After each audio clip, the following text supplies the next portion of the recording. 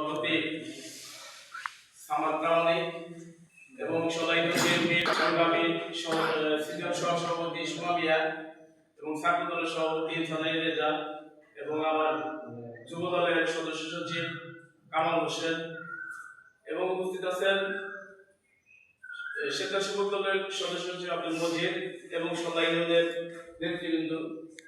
সকলকে জানাই আমার সালাম এবং ঈদের শুভেচ্ছা। আসসালামু আলাইকুম।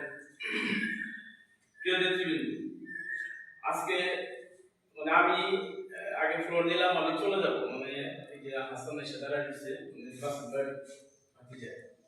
ওই যে মন্ত্রী সেবাসকে যাবো, ওর একটা প্রয়োজন আছে, এই জন্য আমি বলছি আগে।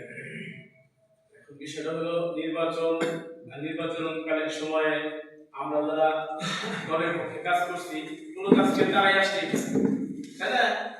তারাই আসছে। এখন যারা এই সন্ধ্যায়ন বিএনপিতে যারা ছিল, যুব দল, ছাত্র দল, স্বেচ্ছাসেবক দল, বিএনপি অঙ্গ সংগঠনে যারা ছিল আর কি, অনেকেই দলের জন্য কাজ করছে, অনেকেই করে নাই।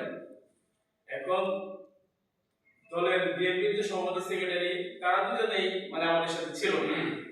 এর আগে আপনারা হয়তো বা অনেকেই জানেন যে আমরা নিচে বসছিলাম, বসে আলোচনা করছিলাম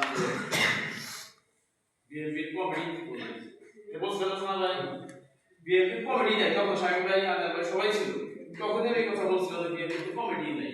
কেন বলছিলাম?